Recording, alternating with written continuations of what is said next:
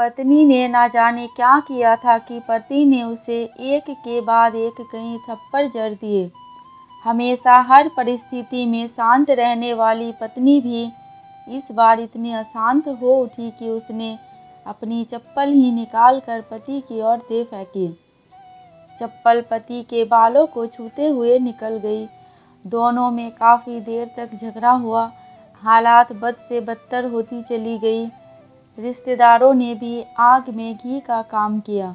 किसी ने कहा, जो औरत अपने पति को चप्पल से मार सकती है वो ना ही तो वफादार हो सकती है और ना ही पतिव्रता।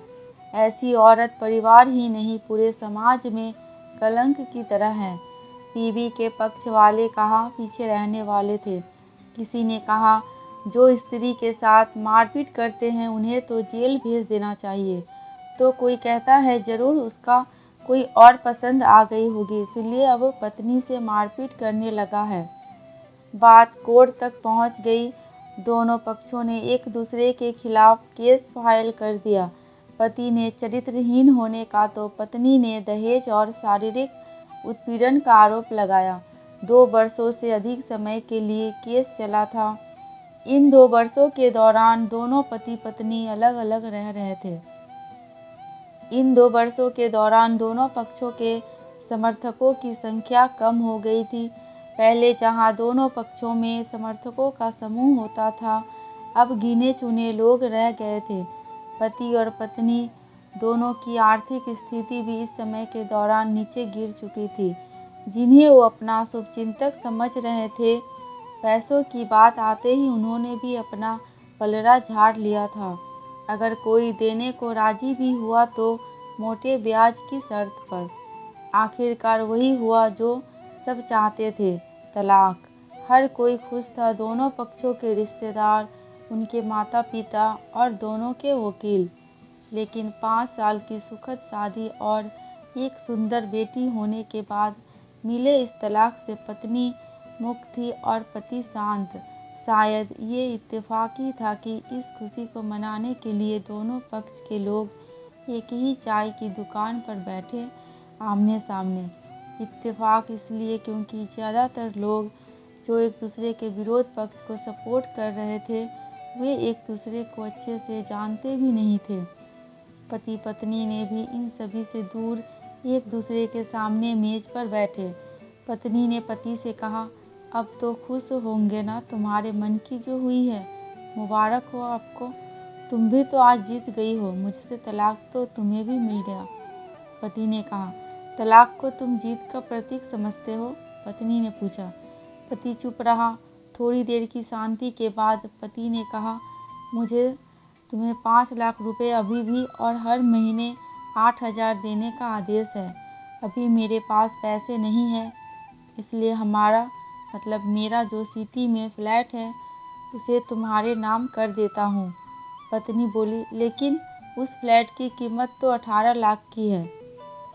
हाँ, लेकिन हमारी बेटी तुम्हारे साथ है और आगे जाके उसके खर्चे भी बढ़ेंगे, तुम्हें थोड़ी आसानी होगी।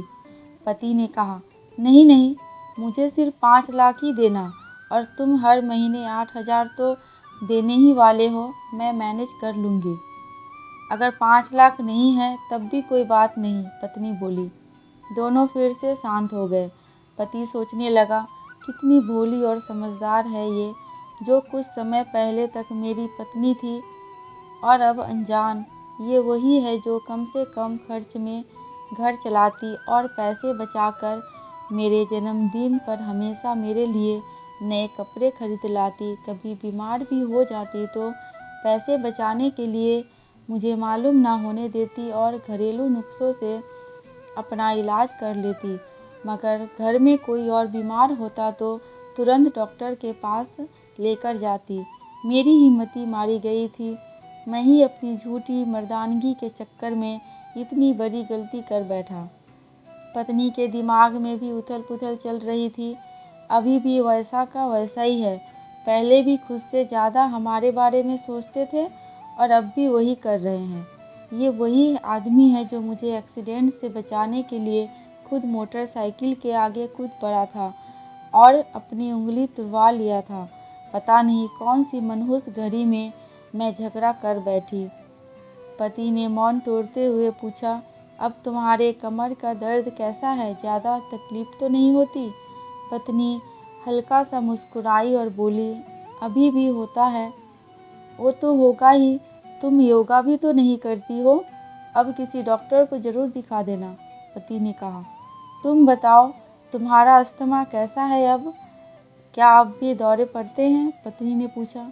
हाँ पड़ते हैं, पहले से ज़्यादा, क्योंकि अक्सर इन्हेलर भूल जाया करता हूँ, याद दिलाने के लिए तुम जो नहीं हो अब, पति बोला।